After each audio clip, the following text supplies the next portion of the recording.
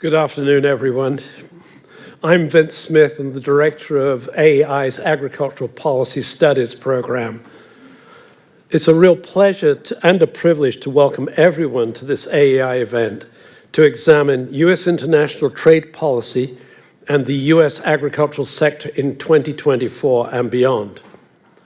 I'm happy to welcome both the folks who are in the auditorium, we can see one another, and also the folks who are following this event online.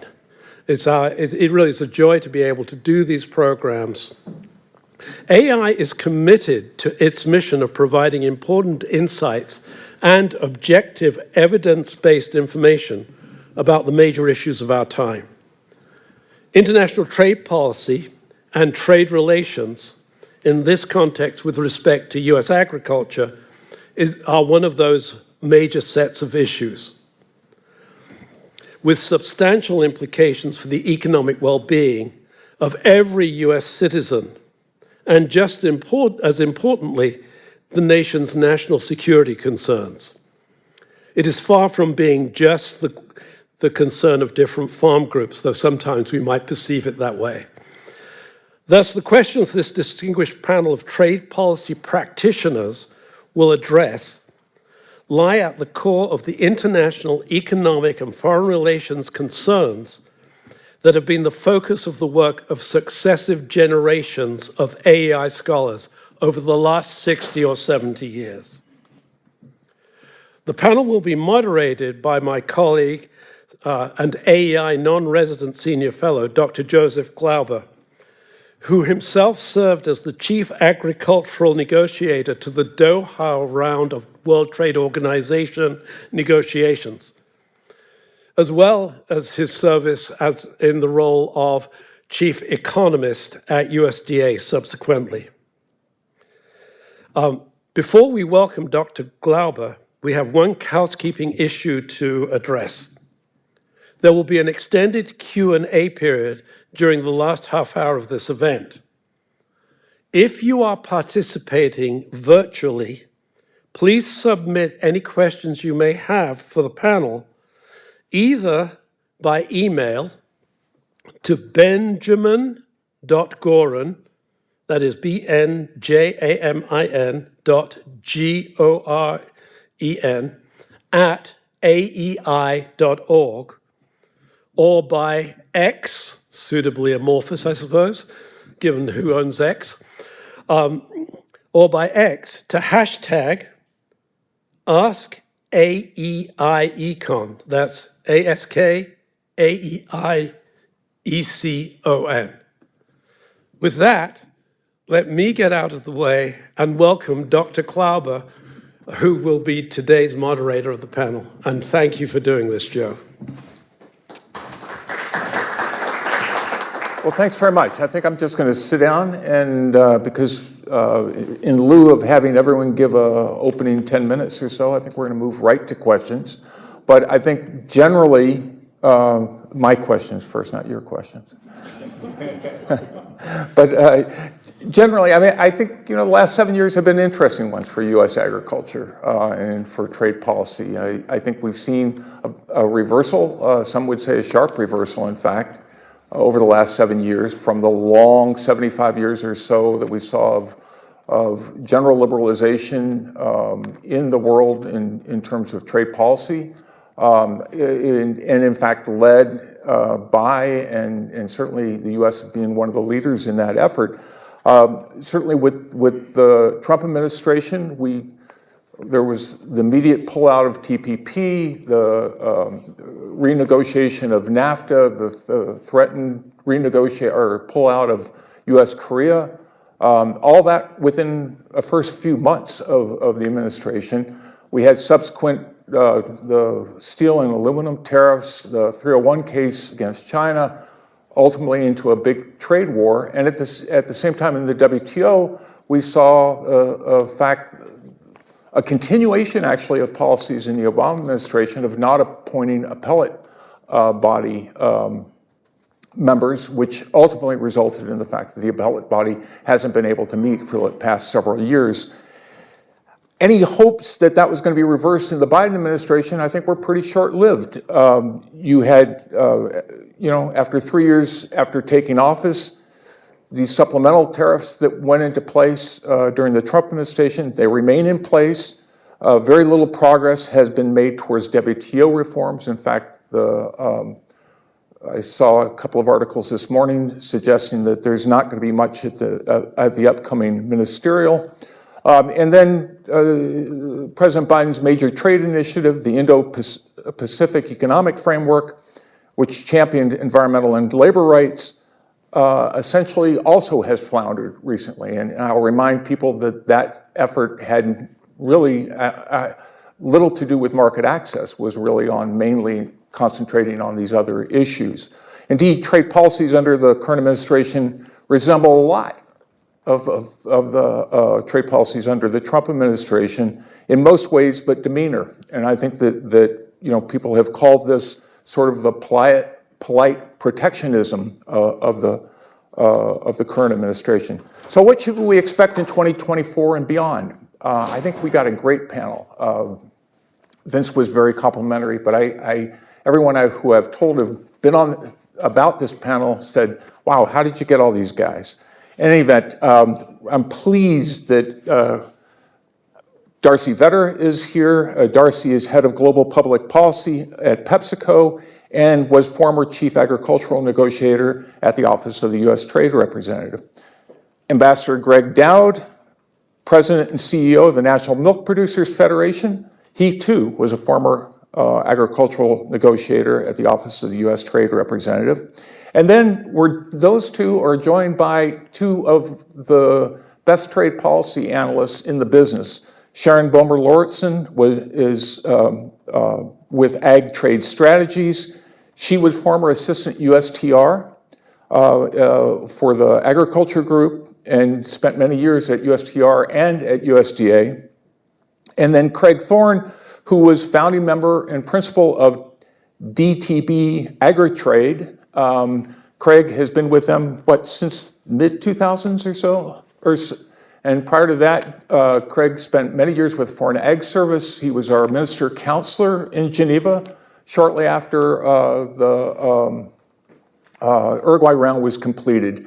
And so really, these people have been at the core of ag trade issues for their entire careers. Darcy spent time at USTR prior to becoming ambassador, was at the Senate Finance. Greg was with several commodity groups and also on the Hill, long experience. So with that, I'm going to open some questions for him. And let me start with U.S. agricultural trade, because I think we oftentimes take it for granted. I think the current forecast for about $170 billion, it was just 2 or 3 years ago at $200 billion. I mean, it's come down a bit because prices have come down, so value of trade comes down, and that oftentimes fluctuates, but still very high compared to just 5 years ago. And I think, the other thing is that, yes, prices have declined. The other thing is that there's been increased use of agricultural goods towards things like biofuels. So you've seen more soybean production going towards biodiesel production, for example. That's meant less exports. That certainly was the case of corn in the mid-2000s or so, where you saw corn exports actually drop a little as the big boom in ethanol. And I think that while that's true, there's still just this large share of agricultural products that go towards exports. So let me start with the real easy questions first. And Greg, I'm going to ask you, because you're still dealing with farm groups, do farmers see value in trade agreements? Joe and everybody, thanks for having me, first of all. And then the answer to that is absolutely. And I want to, as we're a couple ag economists, we have to start with the numbers. And the numbers, to me, that are the most important is you go back to 2000, and about the time that China joined the WTO. Global trade in food and agricultural commodities was about $400 billion. Today, it's about $1.4 billion. And a huge component of that is China.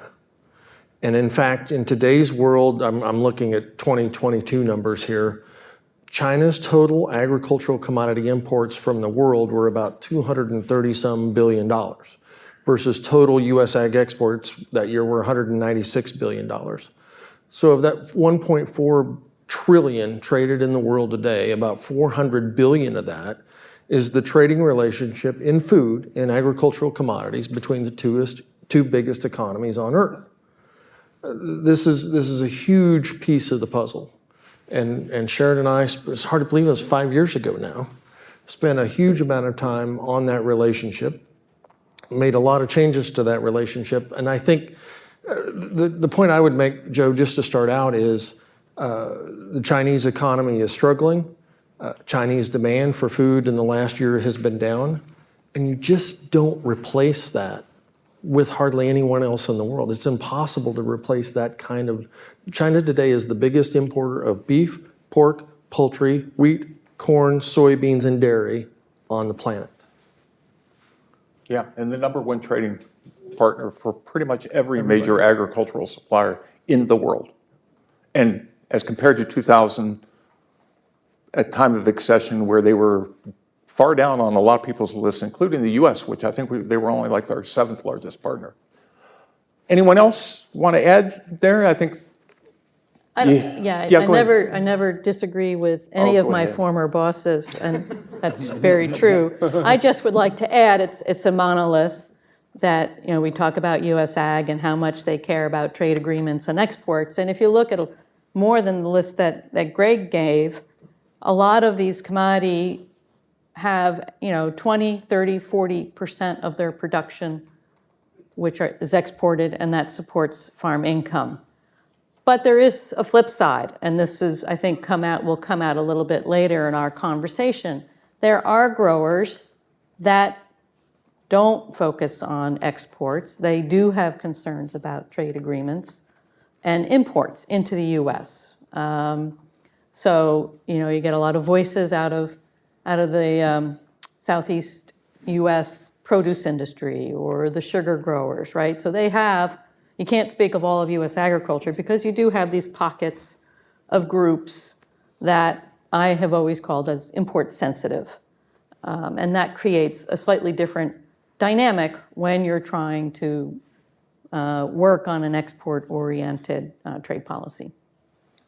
Yeah, no, I think that is a good point. I mean, we tend to think of so much of what we import as being counter-seasonal, but there are the shoulder seasons where there is competition with, particularly the Southeast, I think. But let me follow up on this because, I think this generally, again, you go down that list of commodities that you rattled off, Greg. Exports are huge for those commodities, for U.S. commodities, and we make, I think of all the talking points that you prepare for negotiators and everything, like, 1 out of every 3 acres gets exported, or how much of the growth is going to happen outside of the U.S., blah, blah, blah. But it is true. I mean, those things, trade is really important. So the question is, given that, why don't we see more support for trade in the administration and Congress? Craig. Well, I'm going to give kind of a simplistic answer to that question, and that is that there has been a change in focus in the U.S. agriculture sector. I remember early on in my career, in the run-up to the Uruguayan negotiations, that trade was probably, I think, the #1 focus of agricultural trade associations. And maybe the issue that took up most of the time, or a good 50% of the time, of the people they had working here in Washington. And one of the big reasons was, there was a lot of optimism about the possibility of negotiating a meaningful agreement in the multilateral context, and eventually, we got one. But the other thing is that pretty much everyone assumed that the budget pie was shrinking, that the U.S. had ag programs for a long time.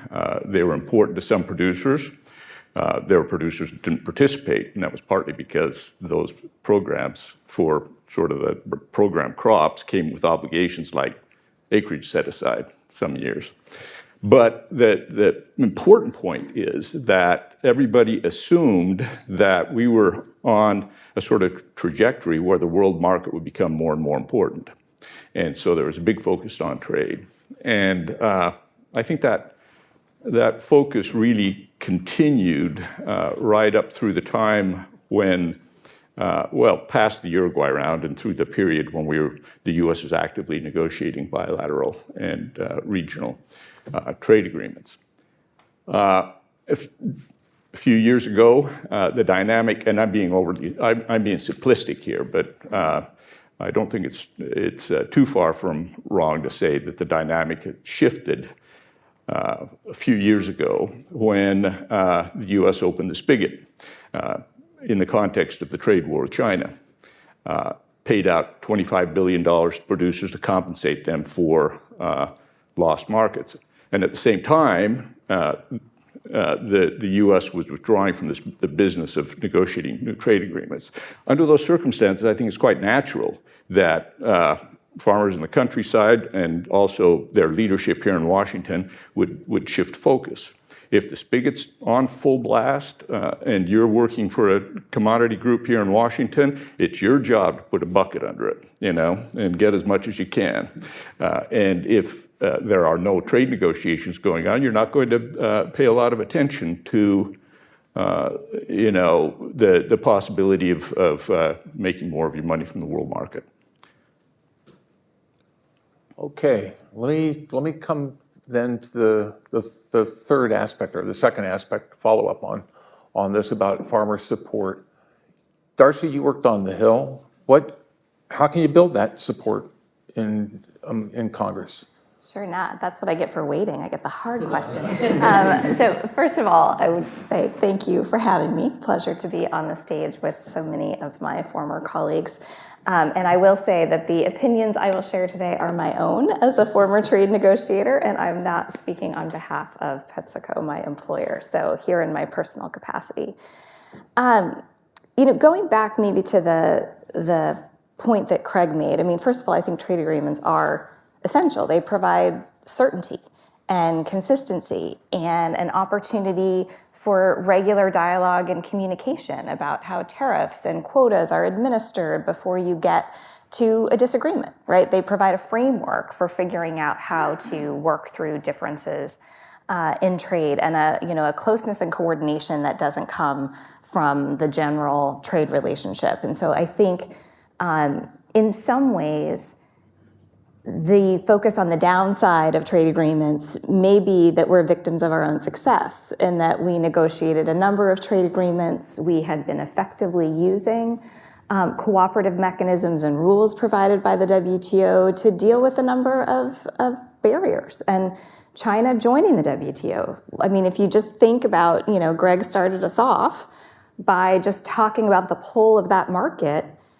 If China was not part of the WTO and had its former tariff structure, what would we be selling to them, right? What would the world look like? And so partly the liberalization that made supplying these other countries and working with other governments possible, has opened a lot of doors for us. And we have a foreign ag service that works extremely hard to break down, barriers to deal with SPS issues. We have a system of rules that we rely on to kind of continually work through those problems, right? And we're pretty efficient, and we have pretty good supply, and we're transparent as the U.S. government, right? People know what to expect from us, right? And I think we've been the beneficiary of being the exporters of, high quality and high quantity products, right? That people have come to rely on. But we have more competition than we did before.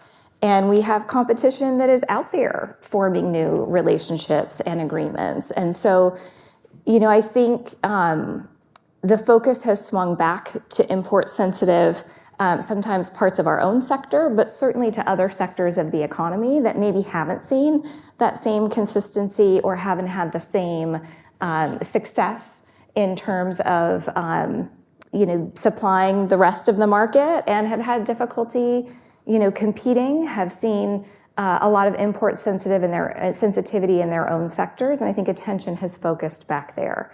But I don't think we can take for granted being even in the position we are today as others continue to form agreements and frankly improve their quality, their logistics, the variety of things that they export, beginning to sort of rival that both quantity, quality, and variety that the U.S. has offered to the world market.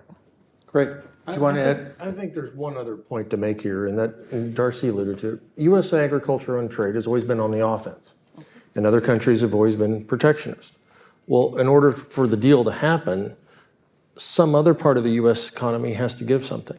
There's always a trade-off. We just don't get it when we trade. We give something in return, and I think part of this problem is other parts of the U.S. economy are like, we're done giving. We're not interested in giving as much anymore, and I think that makes it more difficult for U.S. agriculture to get what it wants in the international trade arena. And two, non-ag tariffs are pretty low. I mean, a lot, and we'll get into some of these issues in a couple of minutes. But I think the other big thing, I think, non-tariff barriers that are I think what a lot of ag groups look at is these are every much as important as, say, a tariff level. But again, those were the easy questions. Let me get to some of the more the harder ones. So let's start with one right up, and that's it's the question or the point that was just made. That is that farmers really did bear a lot of the brunt of the trade war, and I think precisely for this, your point that it's the other sectors that I think a lot of it was maybe aimed at. I mean, certainly. If you look at IP or some of the issues of the 301 case, business practices, those sorts of things that were China has been criticized on, but ultimately when you start slapping on tariffs, a country that is trying to look and retaliate is going to look where they are importing a lot, and that happens to be agriculture as far as China is concerned, and so farmers bore a huge brunt of that. Craig mentioned the fact that if not for the $25 billion, I think there would have been, farm incomes would have been hit very, very hard. China certainly has been buying a lot more grains and oilseeds from the Southern Hemisphere. That happened long, long before the trade war. So, but I think that it's clear that, U.S. market share has dropped. That certainly was true with soybeans. We're now seeing it with corn, with a lot more corn going into China now. And yet, I just was it last week or maybe over the weekend, Jeff Stein in the Washington Post talked about the fact that some of the advisors to the former president are looking at imposing a 60% across the board tariff on China. Okay, does that happen or not? It's unclear, but it's just to say, another tariff war with China, that's something to be concerned about. And I think what the question I have for you, four of you, whoever wants to jump in here, but can U.S. agriculture afford another trade war?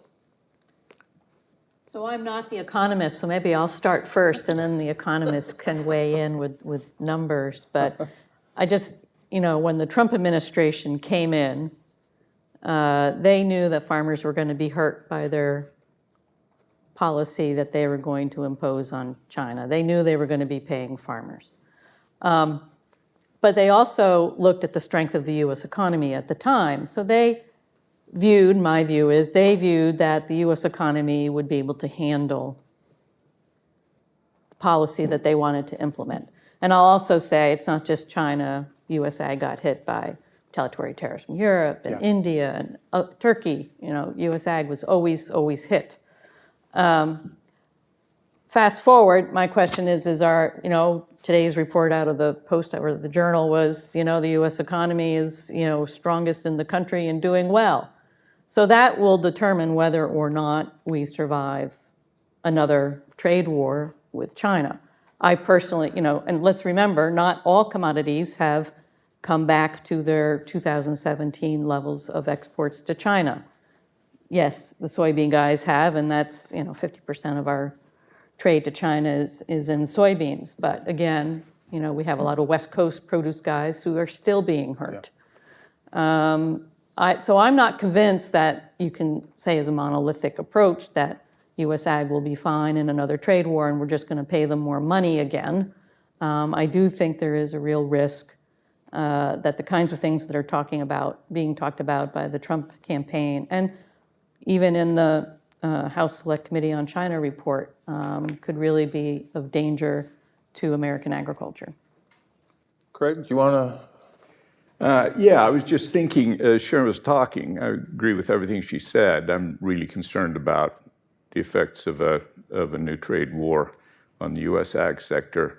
But, it's not just China. We tend to focus on China for obvious reasons because it's such a huge economy and the frictions are so noticeable. But we're talking about possibly hurting U.S. access to the Chinese market. And at the same time, we've, as I said before, gotten out of the business of negotiating new agreements, opening up new markets. And, I came across just a few days ago by accident a graph that one of my partners put together a few years ago.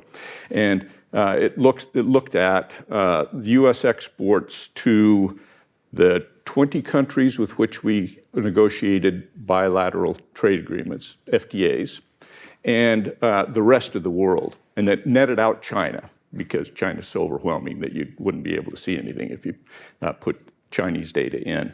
But the graph was amazing because at the beginning of the period in 1995, when we started really negotiating in earnest those trade agreements, NAFTA went into effect, I think, in '94. Through 2017, the share of the U.S. exports that went to those 20 countries with which we have FTAs went from 30% to 50%, a little over 50. The rest of the world, the share went down to less than 50. That wasn't an accident. If you look at each of those trade agreements, you look at the increase in trade that occurred after those agreements were negotiated and implemented. It's really dramatic. So to me, that makes the case that trade agreements have been immensely beneficial to agriculture. If you had added in the Chinese numbers, the picture and you consider the fact that exports to China shot up after accession to WTO, which after all is a trade agreement, the picture would be even more dramatic. Yeah, the interesting thing to me, and again, I was in an office at USDA that had to put out economic analyses of these trade agreements, and we were often criticized, or those analyses are often criticized as sort of overselling agreements. I think by contrast, we were always sort of underselling them. We'd only say, well, it's worth $6 billion or whatever. It would be very small comparative. I mean, you look at China, I think the thing that's staggering is how wrong we were in terms of what commodities did well and what didn't. Now, obviously, everyone saw that China was going to be consuming more meat. So the question was, were we going to supply them more meat, or were they going to build an animal industry? And they did the latter, and so soybeans really took off. But if you look at our analyses, we had soybeans increasing a little bit, and I think if you go down NAFTA, if you go down a lot of these, there's these commodities that you weren't on anyone's radar, but have just skyrocketed under those agreements. Joe, without question, the best trade agreement for U.S. agriculture on a percentage basis was CAFTA DR. Our exports to that part of the world have far exceeded what we forecasted at the time, without even comparison. Yeah. I'll say WTO agreement. Okay. Well, I'm talking about free trade agreements. Okay. Instead of multilateral. Yeah. Well, and in fact, that was another thing that was struck me, because there was a lot of reporting in the 2000s, and particularly sensitive to it because I was at STR doing DOA at the time, and people would talk about the disappearing gains to trade and the fact that the agriculture agreement back, they point to in the late 90s, you were saying that, an agreement in the WTO would be worth this many billion. Now it's only this many billion. And everyone similarly forgot the fact that China was part of those analyses in the 1990s, that part of that assumption was that would be enough to bring them into the WTO. And in fact, that has been, it's just been huge. I was at the ADM headquarters in 2000 when we had a big debate. China was going to go from 9 to 18 million tons of soybean imports, and everybody said that was crazy. It never happened. No way. And now they're not on my watch. I think a lot of what comes with these trade agreements too, though, is you think about the co-investment and the building of infrastructure, that comes with certainty.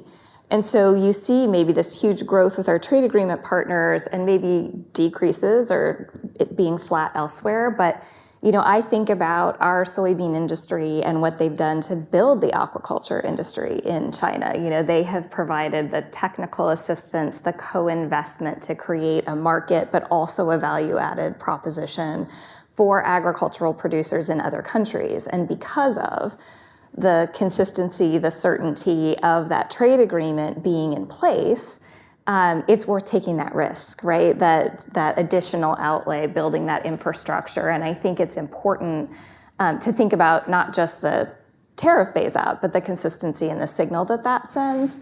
And so when you talk about what might happen and you read about a potential planned 60% tariff or taking away PNTR, that's the certainty that goes away, right? If we can decide who we're going to extend WTO benefits to and who else, that we don't really see those as rules we have to adhere to, what does it do to call into question that other certainty we've tried to put in place with our trading partners? And we have the upcoming review of USMCA coming in just another year or two. What signal are we sending about where we see our North American partners? And do we start calling that into question? When we were going through that period of renegotiating NAFTA, what really struck me was, for the first time, seeing buyers of corn start making the provision in Mexico to bring in corn from Brazil. And we all know that there are a couple periods of every year where Brazil's prices are far better than ours, right? You could get it much cheaper. But because of the infrastructure, the consistency, the relationships, it was just not worth it to figure out the logistics for 4 weeks a year for Mexico to buy from Brazil, right? But the uncertainty of whether NAFTA would continue made it worth it to go through that effort to figure out another source and to have that competition available. And so as we start to raise questions about what eggs do you want to, are we putting too many eggs in one basket? Do we want to be that, can we be the supplier of choice all the time? I do think that has consequences as we have more trading partners who are just as competitive in terms of what they can provide. That's an excellent point, and it brings to mind, for me, IPEF. Because, IPEF has been trumpeted by this administration. It's supposed to be a new type of trade policy, creating a new trade policy world. Look how long the list of topics is that we're addressing in Craig, why don't you give just a brief thing for someone who doesn't know what the acronym IPEF, stands for? The Indo-Pacific Economic Framework. Yep. That this administration has been working on together with, I think, 13 countries from the Indo-Pacific region. And I talk to some of the negotiators from different IPEF countries, and all of them make clear that they're really happy to see the U.S. engaged, and they're not about to walk away from the table. But when they talk about IPEF, they're quick to get around to the point that in the end, they don't think it'll have much of an effect. That it's not going to be like an FTA, because it's not going to affect, because market access isn't on the table, because the U.S. isn't talking about tariff cuts or any other real market access concessions or really very many binding commitments, if any at all, that we're not talking about the kind of an agreement that will bind economies together, that will affect investment decisions. And so in the end, they're not very enthusiastic. You know, they were ticked off when the U.S. sort of pulled the rug out from under them in San Francisco recently. But, you know, they didn't cry for very long because they weren't that invested in the process and they weren't that hopeful of the outcome. Yeah, so the U.S. pulled out of the agreement essentially over, what, e-commerce, right? No, I'm sorry. It was just basically expressions of concern from the Hill about the fact that the administration was on the verge of concluding a trade agreement, even though you know, the agreement itself, even if it had happened, would have been pretty insubstantial. So I just want to maybe elaborate on 2 points, Craig, regarding IPEF. One is, I don't disagree. I don't see it as a wholesale change in how trade will change if and when it comes together and is agreed for agriculture. You know, some of the key parts that are being negotiated in IPEF on fine-tuning the rules on sanitary and phytosanitary measures or biotechnology. The administration is pulling from the agreement that we negotiated with US, Mexico, and Canada, a lot of those provisions. Oh, and guess where? I was a negotiator. Where those provisions came from, they came from the Trans-Pacific Partnership, and a lot of the countries that are in IPEF are already members of the Trans-Pacific Partnership, so already should be following some of those provisions. That being said, one of the benefits of these discussions, these negotiations, and I'll say one of the benefits from what the Biden administration is doing is, and this leads to what Darcy was saying, it's rebuilding the trading relationships that we have with other countries around the world. In the last administration, our trade relations, the lack of trust in the United States as a trading partner, particularly on the policy side, was significantly disrupted. And the Biden administration has done a really good job of rebuilding that, even though we don't have necessarily what I would say is an economically incentivized trade policy or trade negotiations. Okay, anyone else? Let me then turn to, you already hit IPEF, which is great, so let me ask this question broadly. What are the big bilateral issues that the U.S. faces with other countries? I mean, we have a very close relationship with our North American partners.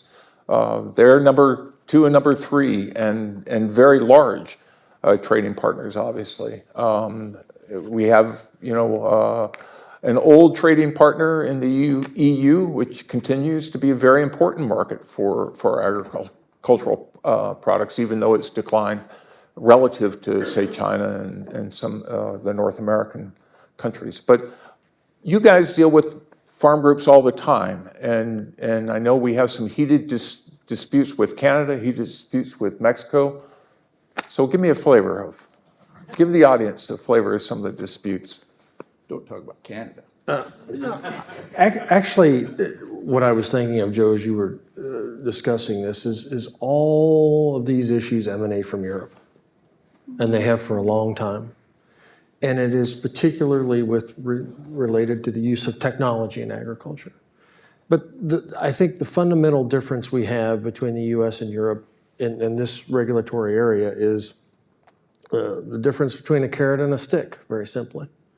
The Europeans like to use mandates and the heavy hand of government to tell European farmers they will do X, Y, and Z. And the United States prefers a more voluntary approach and setting targets and you know, incentivizing farmers to reach goals in different areas, and in particular on the environmental and regulatory side of the equation. And this has always created a lot of friction. And you know, you see what's going on in Europe today. There's a lot of friction at home internally now on some of these issues. And Joe, I honestly don't know how you resolve this, because it basically comes down to a fundamental difference in the role of government and how it sees these types of issues. And agriculture is just one area where this occurs. Yeah, Joe, want to agree the big troublemaker is the European Union. And I think the big issue that's really starting to affect trade is the way that they're regulating pesticides, which is out of step with every other country in the world, and is not. And they've chosen an approach that's non-science based, and so. One point that I want to make that's sort of related on that issue that serves U.S. exporters, in fact, exporters around the world have against that sort of regulatory policy is WTO rules. The SPS foundation for the entire trading system, including all these bilateral and regional, still possible to get countries' attention if you accuse them of a WTO violation. I'm concerned, and I know you're going to get around to this topic sooner or later, but I'm concerned that 10 years from now, that may no longer be the case because with a disabled dispute settlement system in WTO, countries are going to feel less and less the weight of those obligations. So can I just Yeah, add so to that? let's hold the DSB thing, but yes. Right, Unless right. that's what you're going to talk about. No, but I was going to say, I think the answer to the question is multi-layered, right? You have the very specific bilateral problems, dairy into Canada, Mexico's biotech corn, all of the pesticide problems we have with Europe. But another layer is enforcement, and it's not just WTO. Yep. You know, I can say one of the things I was not successful at USTR was getting our general counsel's office to take disputes against other countries. Darcy managed to not get the successful China either. stuff launched, but it was extremely difficult. And if you don't enforce, right, we have India, which completely blows out of the water its use of market price support, trade distorting support on wheat and rice. We now have countries like Panama violating its FTA obligations on pork. So if you don't enforce, countries are just going to say, and the United States is very good at doing this too, oh, well, we're just going to do what we want. So that's a problem. The other bilateral risk we have is obviously the political risk, because if we don't have a trade agenda that's going to support us to allow our farmers to remain competitive in export markets through free trade agreements, that's a problem. And the other big risk we have is we have potential action in Congress if they decide to move forward with some of their proposals as that were in their the Select Committee report, which would really, I think, upend the trading relationship that American farmers have with our largest buyer. I just want to interject one thing in here. The challenge that agriculture has in the United States is we've been pretty successful in the WTO. We've won a lot of cases. The problem is there are a lot of other sectors of the U.S. economy that haven't been as successful in the WTO. You know, I might throw out something Boeing, Airbus, just to throw one out.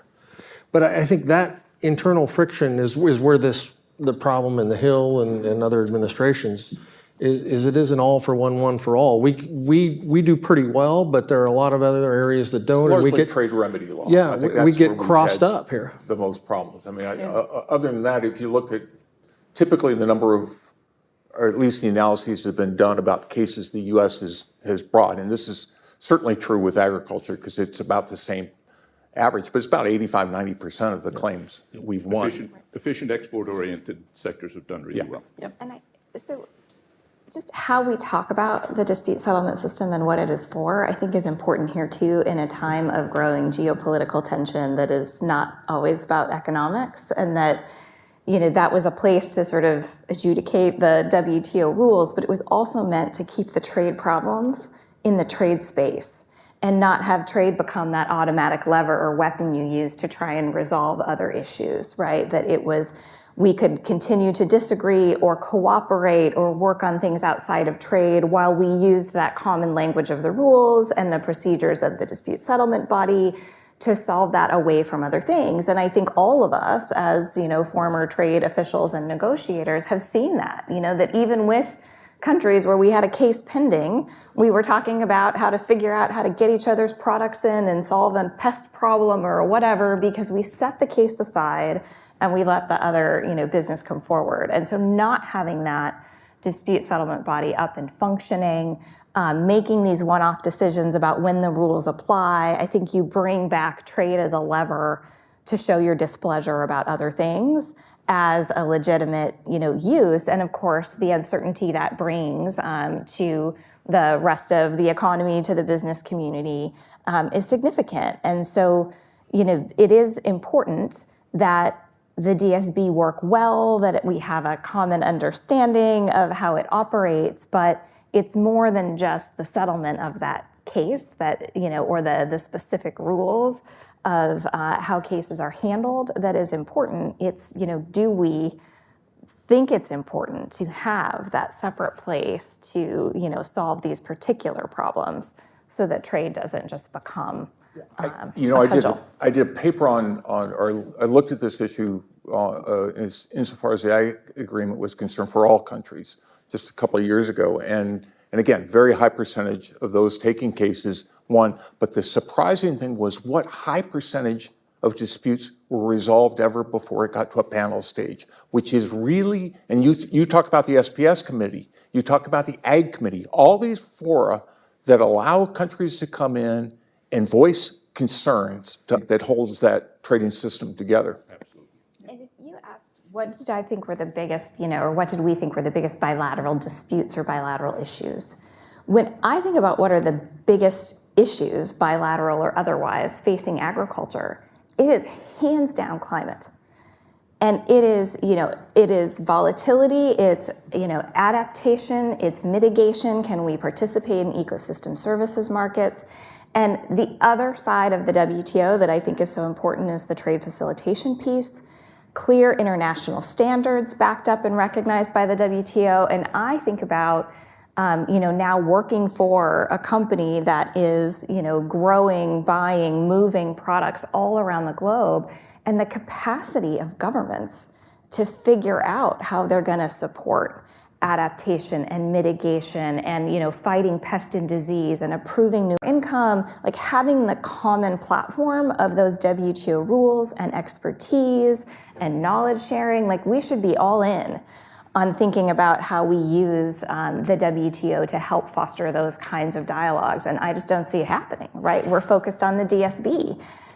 No, that's absolutely right. And in fact, earlier, before I lost my train of thought, I intended to mention climate and sustainability as being important international trade issues. And the important point there, that's the train that's coming down the track. That hasn't quite hit us yet, but is threatening to do some real damage when it does.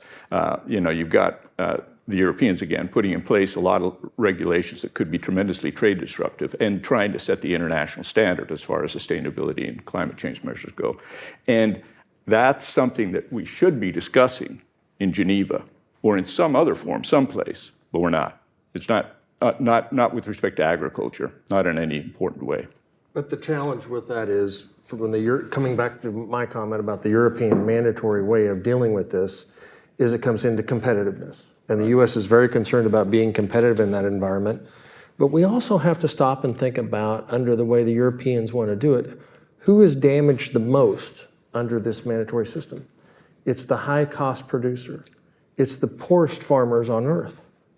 It's the African farmers. It's the parts of the world that have more subsistence and have to produce food and are less reliant on trade. It has, what the Europeans are trying to do has the potential to do real damage in that part of the world. When I was actively negotiating trade agreements, the sort of underlying thing I would ask myself is, am I giving farmers options, right? And what we hope that we would do, I think, was to say, if I do my job well, then a farmer will have more options to sell their product in more forms, in more places, with more certainty. The variety of goods they produce, they can still sell them in a variety of markets. And I think now we need to keep the same in mind, understanding that some of the things they may be paid for are their methods of production, or for carbon or water outcomes or biodiversity protection in addition to the actual crop that they're producing.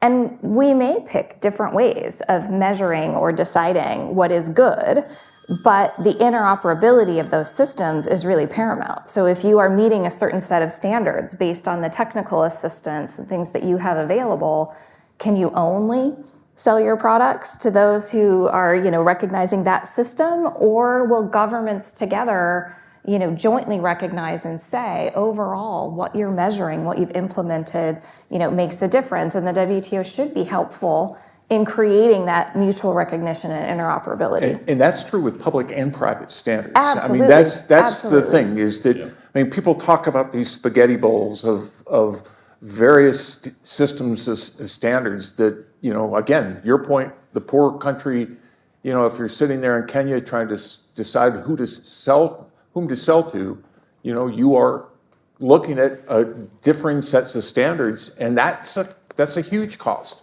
And to the degree, for SPS, we do have a standard setting body. We have a codex, we have a OIE, we have all these things that we don't have that for carbon, for example. We don't, and I don't mean to say, well, gee, let's snap a finger and have one overnight, because there's a lot of legitimate issues to be resolved in terms of coming to agreement on that. But that's where, unfortunately, I think, things like the WTO should be very much concerned with. They shouldn't be the ones setting the standards, but they should be the ones pushing towards.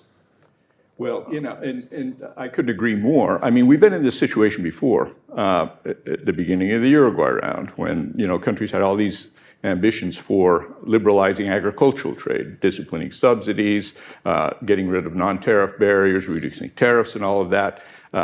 It didn't take a genius to realize that there was going to be this temptation for countries to replace tariff and non-tariff barriers with technical barriers to trade, with SPS barriers. And so the decision was made to negotiate an agreement that would essentially establish some standards to allow countries to differentiate between legitimate SPS measures, which do exist. Countries should, have measures in place to protect food safety, plant and animal health, and bogus measures that are nothing but import protection. And that's, that agreement's held up pretty well, because that's what it has essentially done. That's what we need in the climate sustainability space. And it may not be possible in the current multilateral trading system, but if it's not, we need to find a place where we can negotiate. The fundamental problem, there's a lot of agreement in the world today. The challenge, and Sharon and I discussed this challenge when we were doing this, is so many times though you get a good idea or something, and India or China just stops it. They block it. And so it's very, very frustrating as to how you can figure out how to make progress in that multilateral environment, knowing that one or two countries are never going to agree to everything. So that's really the Achilles heel of the WTO, is we've got to figure out a way to get a vast majority of countries to agree, even though, and keep from one or two impeding progress, because that's what's kind of going on right now. Yeah, but in all fairness, and let me just play devil's advocate, so there's plenty of members in the WTO who would say, that's right, US, we need to talk about domestic support. That is the problem, I think, is that it's your point earlier that you just can't have one sector, one particular thing doing a negotiation where it's all give. You need to have some trade-offs, and I think that's part of the problem. Is we have a handful of issues that were where there's been some harvesting out of what was being discussed in the at Doha. Good things harvested, trade facilitation, export subsidies, all those very, very good accomplishments, but kind of the lower branches, right? And the lower hanging fruits. And the harder things now are tough policies. And people look at market access and say, gee, we need more market access. Yet you can go to a free trade agreement and get it without having to pay anything on domestic support. And so it's a conundrum, I think. And maybe that's the problem that the WTO faces is that those early rounds were easier because you could see coming down on tariffs everywhere. You could see this sort of stuff. In the Uruguay round, great accomplishment, but it's been tougher since then. India is such an enormous conundrum here. Yeah.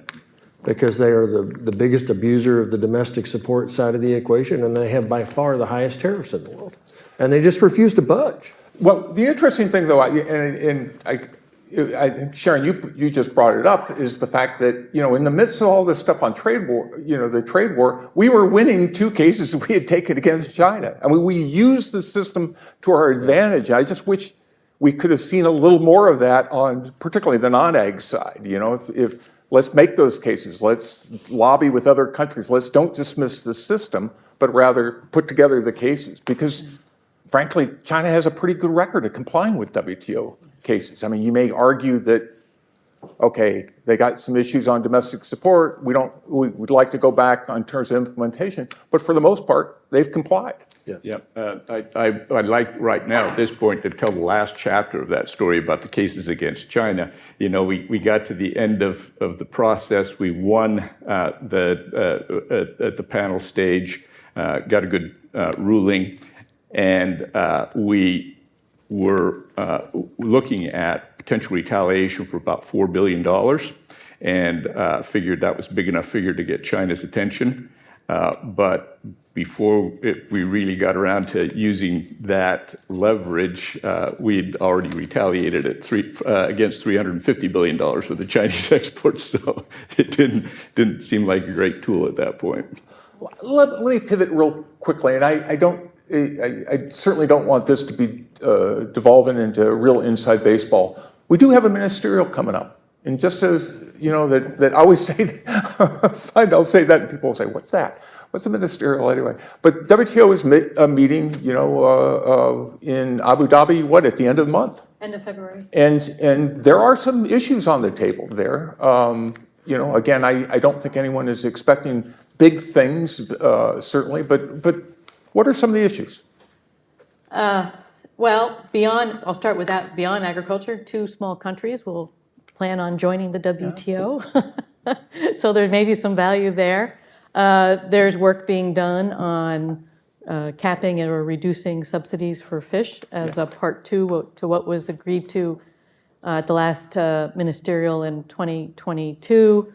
There's discussions on some TRIPS issues related to pharmaceuticals.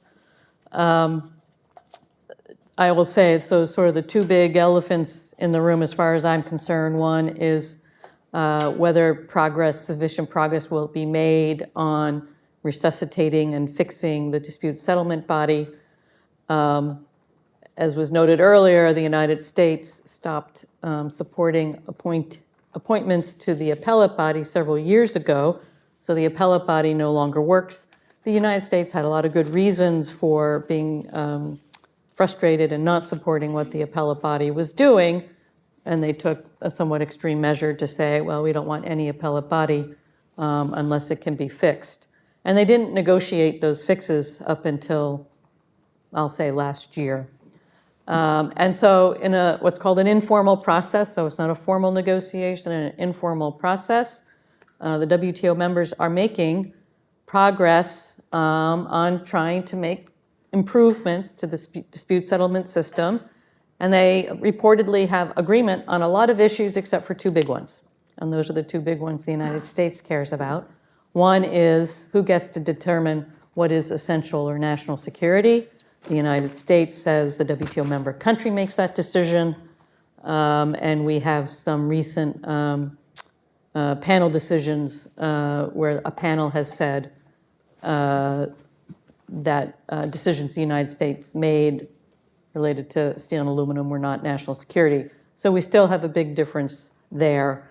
The second issue is, do you have a second-tier appellate process? So in the United States judicial system, we have lots of different courts, one on top of the other. You can appeal up to the Supreme Court. In the WTO, you essentially have the panel decision, and then you have a 1 appeal process. And the United States is objecting to and doesn't like the appeal process. They've been okay with the initial panel. And the United States, I haven't seen any specific text or anything, but I understand they're wanting language where there's, mediation to try and find solutions. A lot of members still want that appellate body reviewing certain issues. So that remains outstanding as far as whether or not we'll see an outcome in February. I'm not optimistic we will. From a U.S. perspective, the commitment was to reach decisions by the end of 2024, not the February ministerial. So that remains to be seen. On agriculture, again, we have broad divisions on a lot of key issues. You have India and the G33 countries who are very focused, almost myopically, on wanting to be able to use more trade distorting market price support programs as part of their government public stockholding programs. This is very complicated, and this guy is probably, and Craig are the best guys to be able to explain it.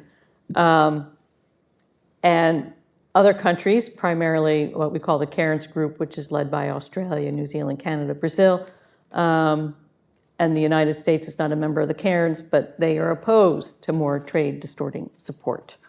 That's going in the wrong direction for what was agreed to back in 1995 for progressive reductions in protection and trade distortions.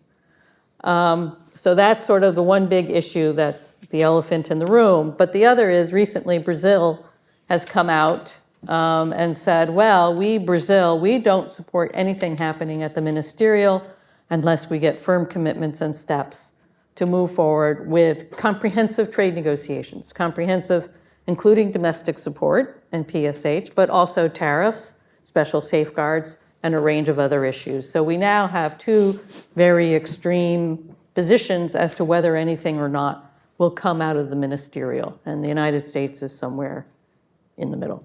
So now you know why Sharon Boehmer is a national Yeah, treasure. yeah, I don't, here. She is the greatest of all time when it comes to these kinds of discussions, because only Sharon could explain this stuff.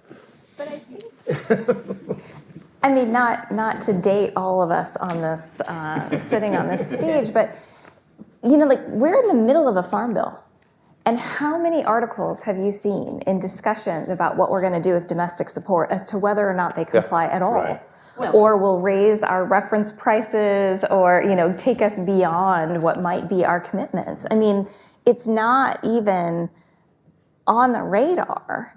And if you think about, I saw over the time that I was serving in government, I used to be called to the Hill constantly to talk about settling the cotton case and what was the, compliance and would we bring this case and, would we give way too much at the Doha table, and all of those, Greg Dowd, people on the Hill at the time holding us accountable, knew all the rules, right? And what would we have to give up to get that market access? What was happening in Geneva? I don't think most of the staff and the committees on the Hill now even really understand what those rules are, what our levels are, those disciplines, because we just haven't invested in that or thought about an overall structure, not just of domestic support, but what's the way we want to think about the business model for the U.S. farmer in terms of long-term revenue, local markets versus international markets, diversity of crops, ecosystem services markets, and how the trade rules can help them do that, right? But we just have no emphasis on that international infrastructure that we have in place and what role it might play or maybe should play in the thinking and the design of the next farm legislation. Not to mention the fact that $1 billion in 1994 is a little different than $1 billion today. Well, true. Yeah, but It's a lot different. But we're paying twice as much. We're providing twice or three times as much. I'm not sure that inflation's quite the same thing. But I agree with you. I think probably all of us at one point or another went up to the Hill and would go through classification of support. What our agreements were, and it's not because we were showing up unsolicited. They were interested in that. And yeah, I know, I think it's very different, which I guess brings me not to my last question, because I have a couple of good questions at the end, but is the WTO still relevant? And we've talked, Absolutely. okay, there's Sharon's going to come in first. Well, I don't know, Greg was pretty close. Absolutely, because it has established a set of rules that provides what Darcy was saying, some standards and some basic premises for how governments are going to implement and apply policies. And it does have mechanisms for talking and identifying disputes. That's very important. Is it perfect? Does it need to be fixed? It absolutely needs to be fixed. But let's not throw the baby out with the bathwater, or whatever the phrase There is. is Water in the absolutely no tariffs. way we go from 400 billion to 1.4 trillion in food trade in the world without the WTO SBS chapter in the Codex. Period. You know, and there's no question that WTO has problems, and it might be broken, or at least parts of it are broken. It may be that it's never going to be possible ever again to get a comprehensive multilateral trade agreement under the current structure.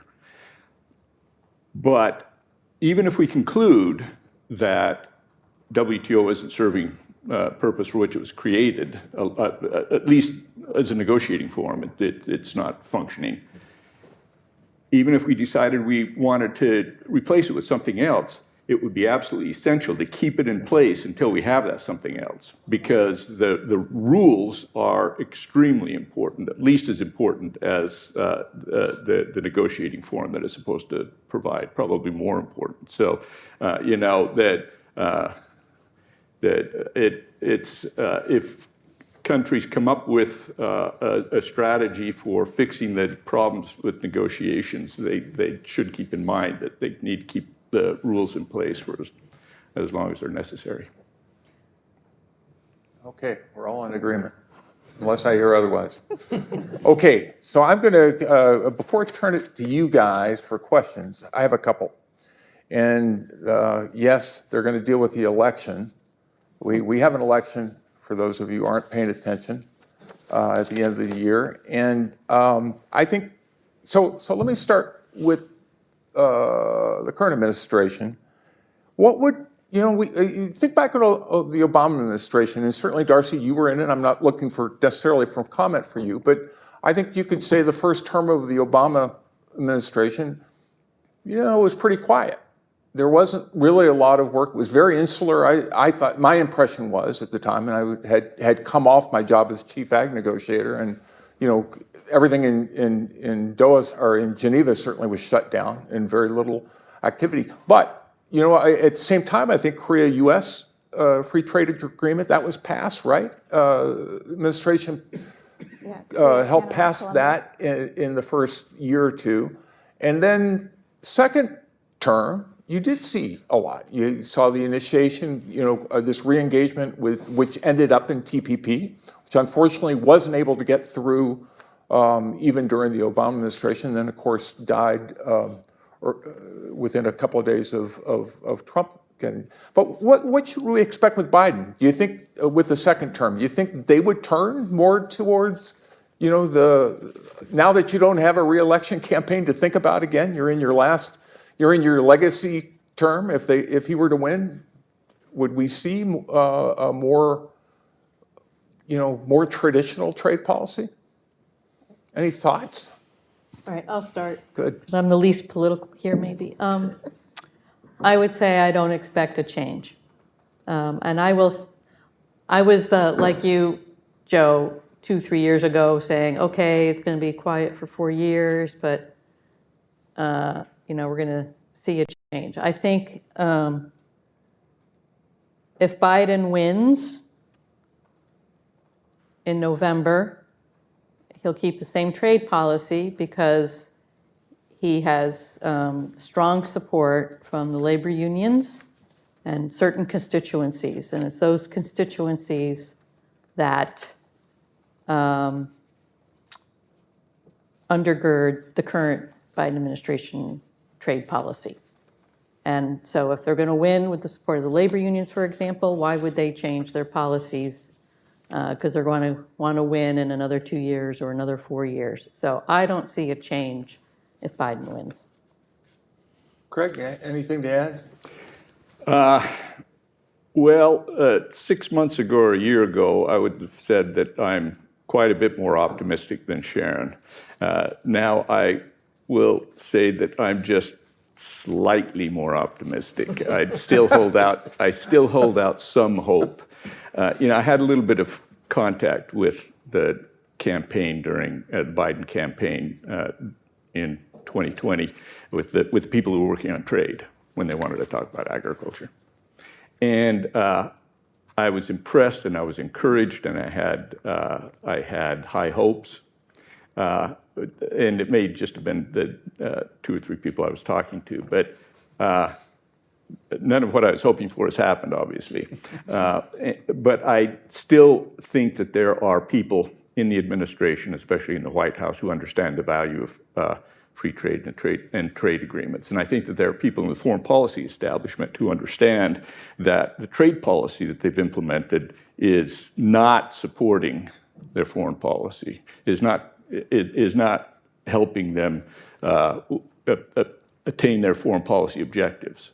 And so there's a tension there that could potentially, I think, be helpful in the second term. That's the slim read that I'm holding on to, Joe. Okay. So I don't necessarily want to make a political prediction, but I do think there were some really legitimate concerns, particularly coming out of COVID, about resilience and about concentration of the supply of really critical components of a green economy that bear looking into, right? And so some of these conversations around friendshoring or, where semiconductors are manufactured, or, there's a lot of, both security, but also foundations of a green economy questions, right, that were made. So I do think it's worth stepping back and saying, if I look at the IRA and the giant, carrot versus stick, the giant basket of carrots that was the Inflation Reduction Act, and the level of investment that it has driven quickly across, a variety of industries in the U.S. If we look at some of these friendshoring initiatives, will they have changed sort of the landscape where some of those vulnerabilities around both national security and climate goals, where there were concerns? I don't know. And if in fact that were the case, might that change the calculus? Again, I'm not making a political prediction one way or the other, but I do think that the watchword has become resilience, whether that's building on-farm resilience for, looking at using regenerative agriculture and having more options, or if it's looking broader in the economy and making sure we have the inputs for, a more resilient economy. And so if there is the feeling that some of that rebalancing or that sort of strategic redundancy maybe in some of those supply chains to ensure resilience, if some progress has been made there, does it open up a slightly different approach? Perhaps. I mean, maybe that's the glimmer of hope there. My second read. Okay, let me then turn to the last and perhaps even more fun. So let's turn to the other. What if it's the return of the tariff man? I think a lot of us worked under Republican administrations that, if you think back on the 80s, you think back during the DOA, during NAFTA, very proactive in terms of initiating trade agreements, et cetera. This has been was a very different 4 years, I think, during the Trump administration. And I know, not saying that there weren't problems that were trying to be addressed by them, particularly vis-a-vis China. And I think you can even, you can look at the Phase 1 agreement and point to a lot of positive things, particularly chapter 3 or whatever, the ag chapter there, that, you know, resolved or tried to resolve a lot of the issues that many of us had worked on when we were at the department and elsewhere. But here we're talking about, you know, what's been pretty widely reported of a 10% across the board tariff increase. I mean, not just against China, against every other country that exports to us. And, you know, again, I referenced this Jeff Stein article of something even more against China. You know, the one thing that the president really showed me is, you know, presidential candidates make a lot of promises that they never keep, right? President Trump kept most of those and was true to form. So is this, you know, what would we likely see during a second term of a Trump administration? Would you like me to talk about that? You can talk about that, Greg Dowd. You know better than most. Well, You met Tariff Man. I would say that the most influential person in international trade, maybe in my lifetime other than Clayton Yadder, would be Robert Lighthizer. And I would encourage you all to read his book. And I would encourage you to focus on actually the most interesting chapter of the book, which is the last chapter, which talks about the interrelationship between tax policy, monetary policy, and regulatory policy as it relates to trade. And his point is really interesting. He says, in lieu of the fact that everybody in the world tries to pick the US off in terms of undervaluing its currency or messing around with SPS issues or messing around with you know, regulations or whatever else you have, the offset to that is a tariff. It's an interesting point. The way I've always described it to farmers and the dozens and dozens of speeches since I left that position is, you know, on the farm in Kansas, when you back up to hook up the implement and you have to put the pin in the drawbar, you know, invariably there's no hammer in the toolbox, and so you grab a crescent wrench or whatever it is to pound the pin in the toolbar. And your dad yells at you, "What are you doing that for?" Well, it was the only tool you had in the toolbox to address the issue. Tariffs are the problem with tariffs is it's the only tool in the toolbox to address a lot of the fundamental macroeconomic problems that Ambassador Lighthizer describes in his book. I would say this, though.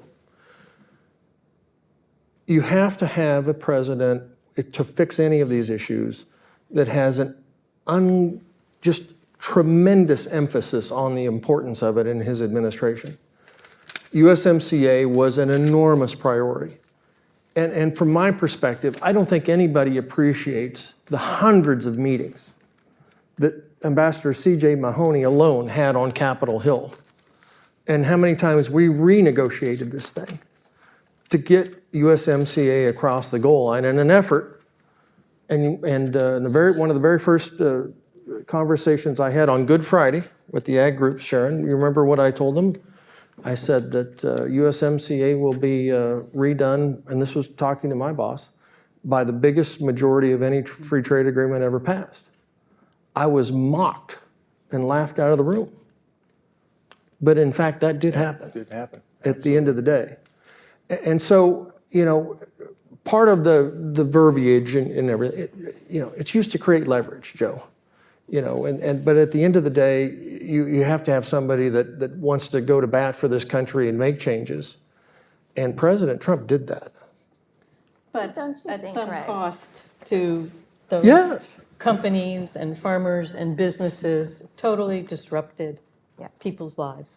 And I think, I mean, if you look at just motivation, right, for the vote, people will fight really hard to keep from losing something they have and they understand the value of versus an agreement that has the potential to deliver something they have not seen. I mean, in the case of USMCA, it, you know, even many of the constituencies that had originally opposed NAFTA, who had now been operating under the tools and the rules of NAFTA and realized the disruption that would cause, supported USMCA because it is the underpinning of so much of our economy and the strength of those relationships. So I think, you know, it is true that, you know, that NAFTA 2.0 went back and re-looked at some of the, labor and environment and, some of those issues. But I think it's also true that a lot of that support was realizing what happens if this goes away, that has been so baked into the way that our economy operates over the last couple of decades. So I don't know that it's an apples to apples comparison with new agreements. Well, and another related point that I would make is that, I've spent my whole career in the sort of international sphere and spent about as much time talking to foreign diplomats as talking to U.S. officials. And, they're always baffled by this U.S. sense of victimhood. And that didn't start with the last administration. But they all, especially in a place like Geneva, they would say, don't you realize, you're the most powerful country in this system. You get what you want. Yet you're always thinking that you're the victim and that others are not respecting their obligations. I don't think that's true either. I think for the most part, our trading partners are respecting their obligations. And somebody pointed out earlier, I think it was you, Joe, that the WTO agreements and bilateral and regional agreements too, they have a real normative force. They affect government policies even when they don't, even in cases where you don't have a dispute that goes to dispute settlement. But the perception around the world, for the most, is that the U.S. does pretty well. And I think it does really baffle them that our trade policy seems to be motivated by this sense of victimhood. And I think we're hurting ourselves more than we're helping ourselves if we pull out of a system that serves our interests. Okay. I was going to start with those questions, but I'm glad I decided to wait till the end. It's kind of the crescendo on it. Okay, I'm going to turn to questions here in the audience. I have a whole bunch online, but I'm going to give the guys in the audience first crack. Jerry?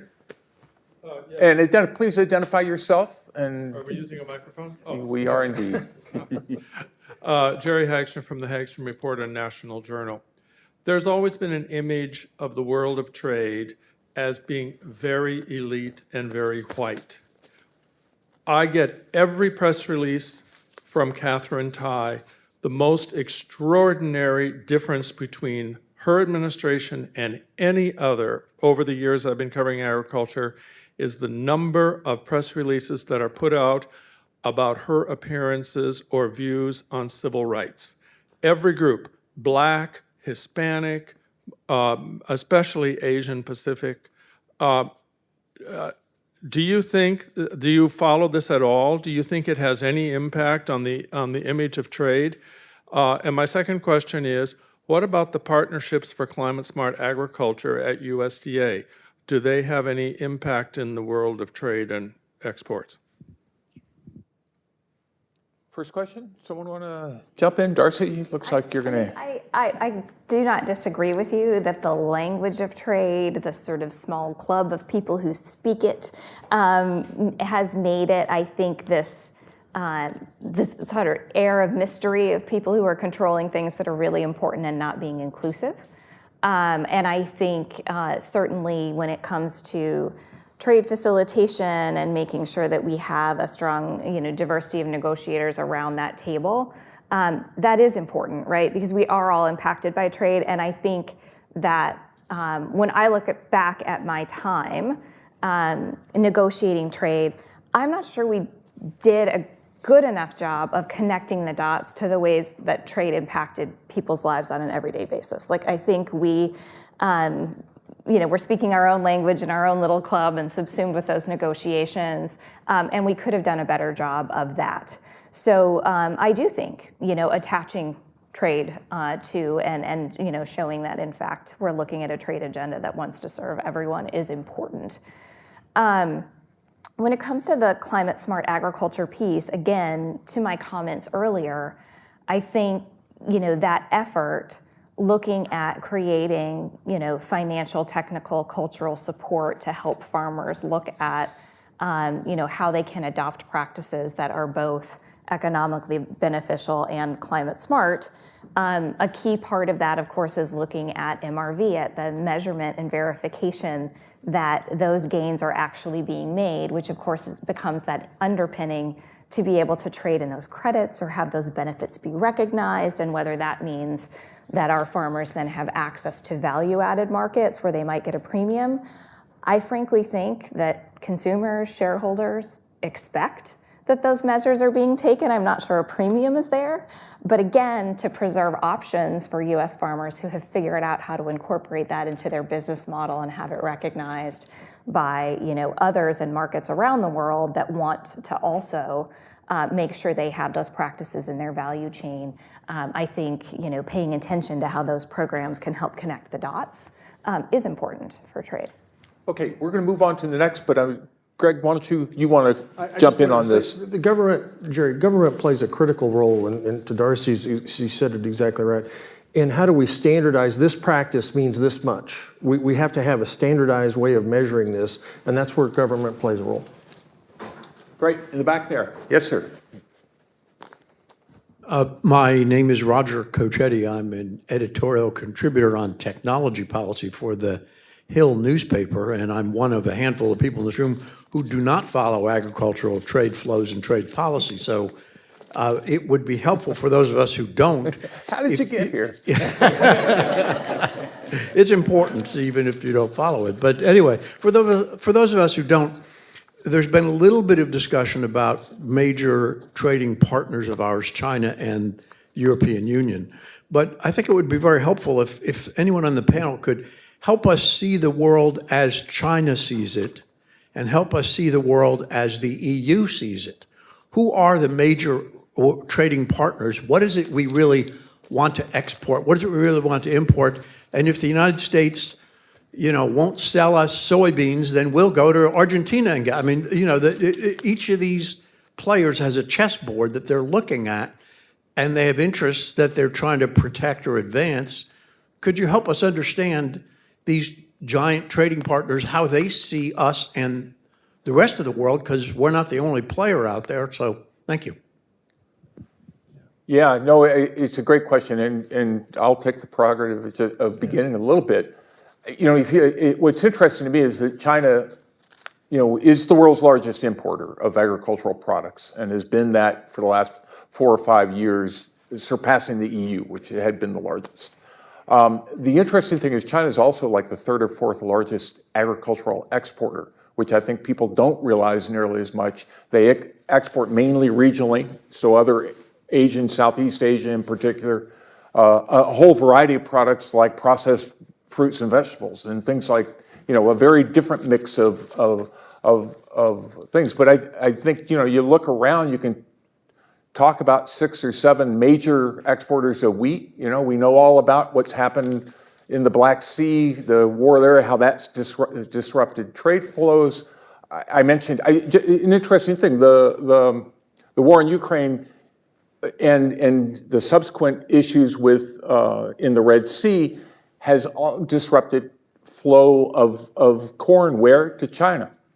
Ukraine was a major supplier of corn to China, as has the U.S. China had was prohibiting exports or imports from Brazil because of phytosanitary concerns, and decided at the end of last year, to all of a sudden, or at the end of 2022, to bring in soybeans. And all of a sudden, the last 4 months, Brazil has been the market for soybeans. So you see these things are not stagnant in any sense, that they move and respond. Markets are incredibly flexible. We saw that during COVID, but guys, take it away. So quickly, Brazil is a brilliant trader of these agricultural commodities. And when the Ukraine war broke out, they were buying most of their corn from Ukraine and the United States. When Ukraine was no longer, they were unsure, they went to the Brazilians, opened that market, and very quickly, Brazil was exporting more corn than the United States, which was something I never would have dreamed of in my lifetime occurring. But when it comes to corn and soybeans, it's contra-seasonal, U.S. versus Brazil, into China, back and forth. In wheat, it's everything. But in terms of meat, it's the most fascinating. China is soaking up every pound of beef in the world, from Brazil, Argentina, Europe, and here. Even though half the hogs on the planet exist in China, they had African swine fever, they're an enormous pork importer. They're not as big on the poultry side of the equation, but they're also an enormous dairy importer from everybody. What we've seen on dairy in the last year is fascinating. New Zealand dairy exports to China have dropped by over 30%, by about a third, which means that New Zealand product has to move somewhere else in the world. It's backing up into our traditional markets, even in the Western Hemisphere. So you see, it's a very fluid and dynamic situation in these ag economies that flows on seasonality, weather and price. But that's definitely the market reality, right? And the capabilities that they have developed. But let's remember that like the last word in agriculture is culture.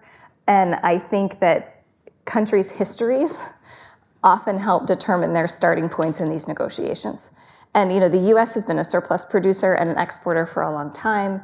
If you think about, China, it depends on what ministry you're talking to, right? But for the Ministry of Agriculture, self-sufficiency and providing enough food for the Chinese people is incredibly important for them.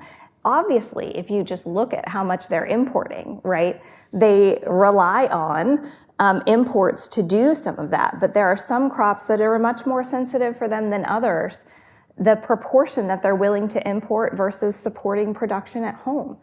Making sure that jobs are supported in the countryside, and problems of urbanization and what that means for their society. Those are really important roles that their Ministry of Agriculture plays. It's not just supply and demand, right? It's that certainty. And similarly, if you look at the EU and even in their subsidy programs, their common agricultural policy, I used to work for Max Baucus, the senator from Montana, and I might drive for miles from one ranch to the next, right? But if you think about Europe, that's a really densely populated region of the world. And part of what they see as the job of agriculture is preserving the rural character of the countryside. We had direct payments as part of our, ag support programs. People said, you're just paying farmers for doing nothing.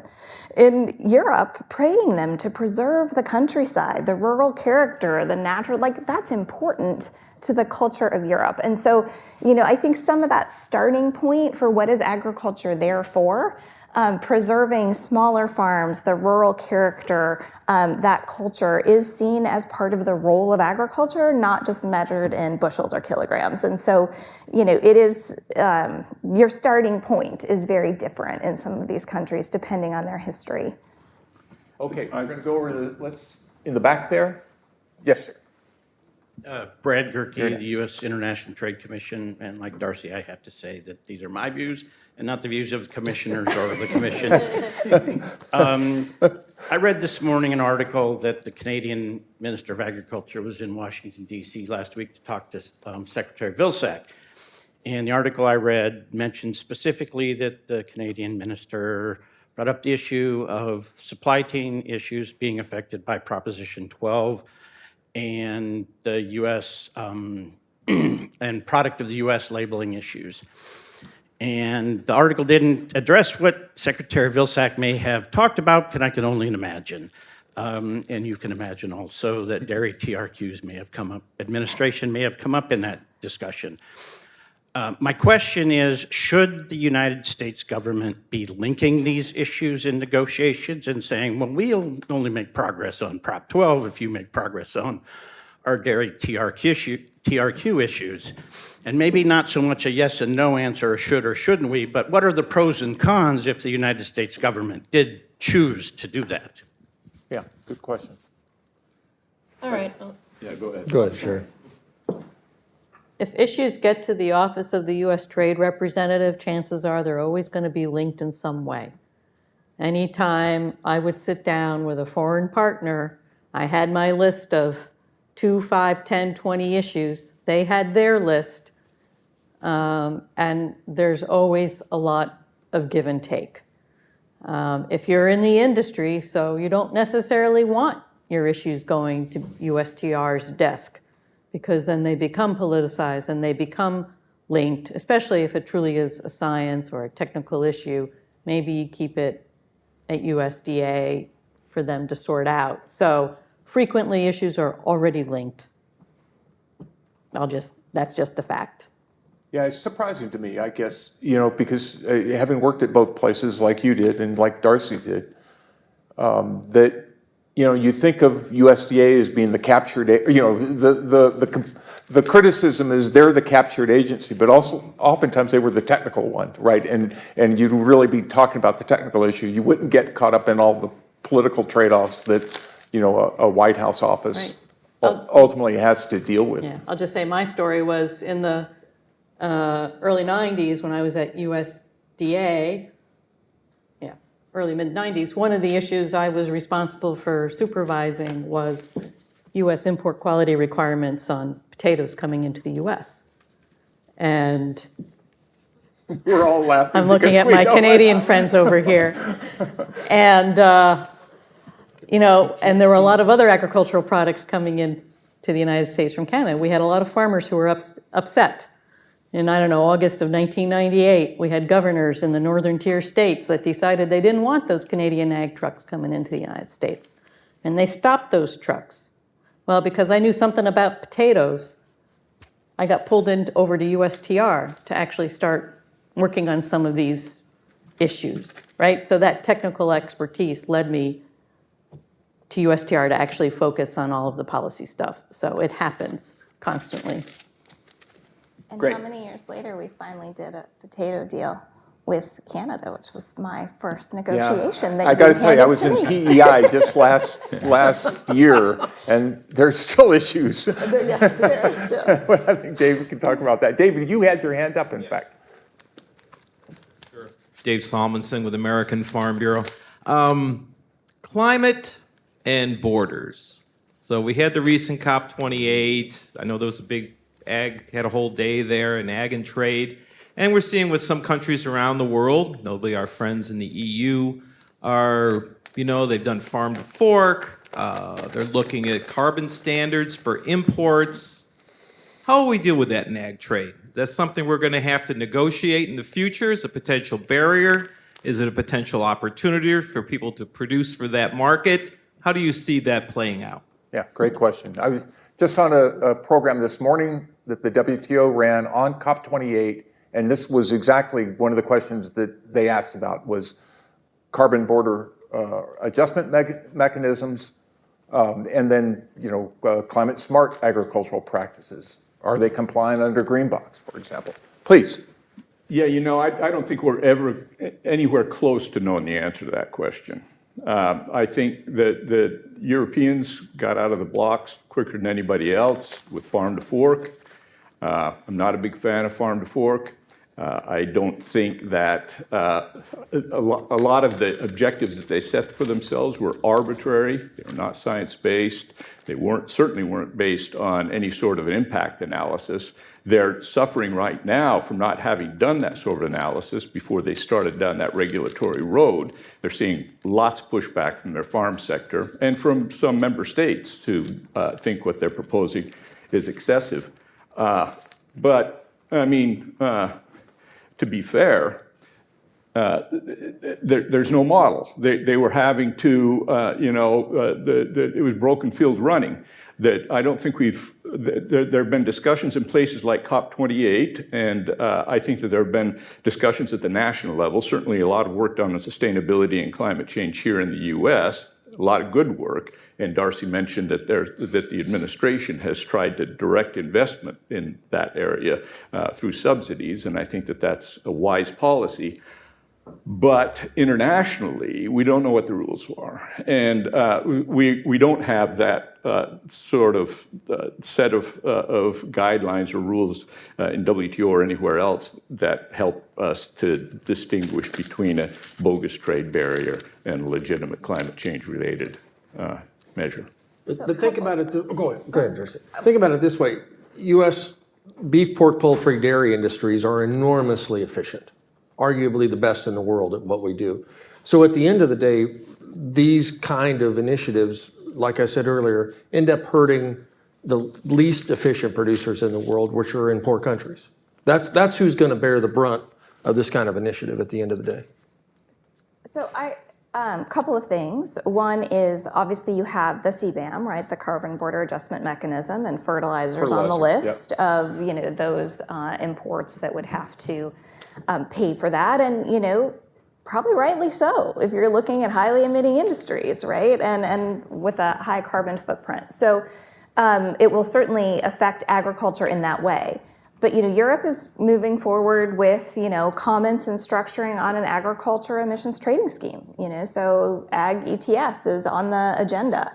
But to Craig's point, you also have protests going on across Europe right now for farmers who are saying we have all of these mandates and no help meeting them. There has to be some sort of combination of helping to de-risk that, or what are the incentives that come with it. And so which are the elements of farm to fork that can be effectively implemented before we see a change in commission that, if the politics continue as they have been in Europe, may have to be sort of dialed back, and there may be a mixture of mandates and incentives going forward, or they may have to pick some of those priorities. So I think certainly something to watch there. But to Greg's point, somehow accounting for emissions, for mitigation actions, for reductions is going to happen. Because, I sit here working in a company that has made very clear pledges to my shareholders, and will have to start, reporting as a matter of risk through, ESG mandatory reporting, what my emissions are. And most of them are scope 3. Anything that, we can cut emissions inside the plants where we make the Lay's potato chips, we're doing that, right? That's the easy part. Figuring out how to create the right level of incentives to bring down emissions, to make ag practices more resilient, to address the environment, the social, goals that we've set for ourselves, that's the hard part, right? The things that aren't in our control. But that mandate's probably not going away.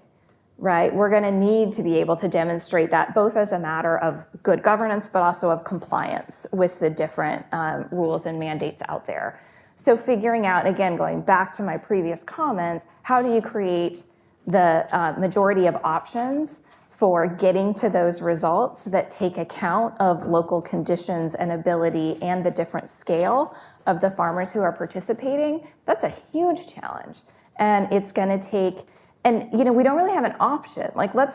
We've talked a lot about the burden on farmers and regulation, but farmers are the ones paying the price for climate. They are the most vulnerable to the volatility from weather and, drought and migration. And so this is, part of the partnership with farmers and wanting to make sure they have a more consistent livelihood is also figuring out how to get this done, right? So, I think the emphasis, the activity is going to continue happening. What we have to figure out is what is the fastest, most effective way to get to that change. And I think it's going to take huge co-investment of private sector, the philanthropic sector, governments, and all the technical assistance we can provide. Yeah, I think the real challenge is how do you do these things in ways that aren't discriminatory, that aren't penalizing foreign suppliers, and not penalizing your own farmer. I mean, you're treating them equitably. And what's the objective standard? How do you measure? Yes, exactly. What are we going to require, for example, countries to identify an objective, a concrete sustainability-related or climate change-related objective, and demonstrate that the measure that they put in place is related to that objective? Yeah. No, great. Okay. I'm going to I do have some on from people online who've been waiting patiently, and so let me just read some of these. Here's one saying, remembering the Soviet grain embargo, Reagan came in, concluded that the embargo wasn't accomplishing anything and was unfair to farmers. And I think many of us remember the grain embargo. And one of his first actions was to lift it. What's that? Yeah, no, for all the youngsters. Okay. So the question is this similar to what what many people want to do with China. A bunch of people pushing for trade restrictions that are likely to either backfire or have no effect on China's policies with no regard to the impact on farm producers. That is, are these tariffs helping? You know, and remember, they're still in place, right? I mean, the fact is, we have industries that come to USTR and say, okay, give us relief, let us import without these tariff barriers. We allow some of that to happen. China essentially allows COFCO to go in and say, okay, they'll import soybeans from the US. But they can always go back on. That's the scary thing. I think that's the thing that as long as these supplemental tariffs are still in place, that's the thing that we face. Anyway, any comments on that? Yes. Yes, Greg. Okay. Joe, when you and I build economic models, we always use the term ceteris paribus. And in economics, we Don't know put that on me. We know that when you put a tariff on like this, the U.S. consumer tends to pay the tariff ceteris paribus. What's the issue? The issue is not, that means all things being equal. Well, with China, all things are not equal because China, the vast majority of their economy, almost all of their economy, is what we call a state trading enterprise. In other words, the Communist Party of China has their thumb on every enterprise. And I could cite many examples where when the tariffs were put on, the Chinese company just lowered the cost of the product to still be competitive internationally to get access to the United States. This is the fundamental problem with the WTO today, Joe, is the WTO was never designed to deal with state trading, the likes of which occurs in the world today, not just China, but other places as well. Is that a justification for the tariff? That's the question, because what at the end of the day you're trying to do is deal with the fact that these companies in China, profitability isn't what they base what they're doing on. It's about how they can command market share, how they can direct and derive things that go on in the world from a strategic standpoint rather than pure economics and profitability. But the irony is, when we negotiated accession, what was one of the big victories we had? We got the state trading enterprises out of most of the imports of China. Soybeans, all had been done under a TRQ prior to the accession agreement. We got that down to a 3% tariff where essentially commercials could go in and buy what they needed to buy. Unfortunately, what the trade war did is put it right back in the hands of COFCO. Now, don't get me wrong. Yeah. Your comments about state trading enterprises are spot on. But I think as far as agriculture is concerned, I'm a little reluctant to go along wholeheartedly because I think, unfortunately, that sort of put it right back into the hands of the people that we were. Yeah. That had been one of the big advantages of what we saw out of the accession agreement. It's a huge problem in steel and aluminum. It's a huge problem in things like, cabinetry and all these different kind of consumer-oriented products. This is the dilemma here with what we're doing is you're not dealing with someone that has a monthly P&L statement that tries to run it in the black. Okay, let me get one more here. Yes, sir? Hi, John Magnus with Tradewinds. Question about what might be a future agriculture trade issue rather than a current one. For the whole panel, is the United States ready, or do you think it will soon be ready to have a border measure added to the U.S. trade regime related to commodity-driven deforestation? Yeah, great question.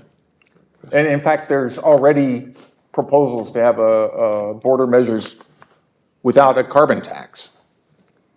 Yes. Okay.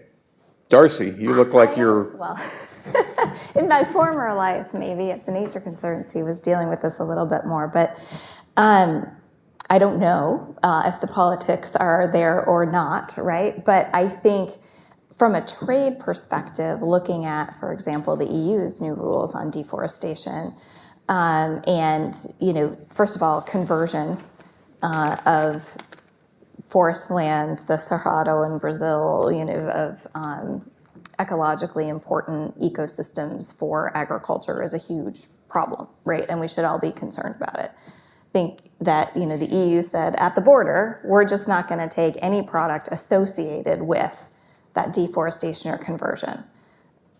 being able to sort of trace that through the supply chain to very easily identify which products might be riskiest from that perspective to try and make that possible, that's a much harder proposition, right? Where do you target it? In the US, in the EU, they targeted it at products associated with.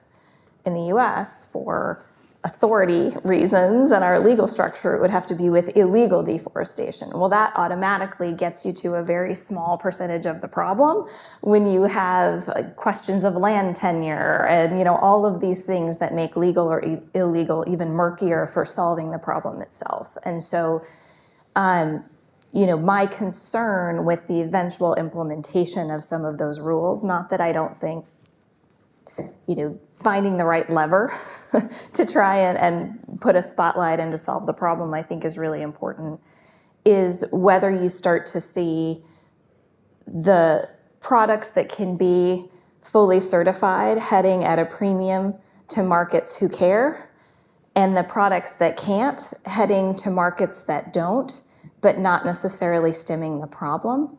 And so I hope that as much emphasis on documentation at the border goes into capacity building in the countries where the deforestation is happening to try and prevent and, you know, document and build capacity to prevent the problem in the first place. I'm just not sure you fully get at it if you do the border itself. And I'm not sure all countries, you know, do you just create a bifurcated market where, you know, the practice goes on, but it just goes to the people who aren't looking?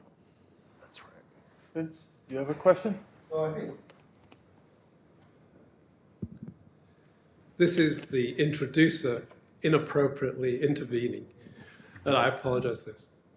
None of you has, I think, explicitly addressed the fact that when the Trump administration introduced its various, very, from a recent historical perspective, arbitrary and capricious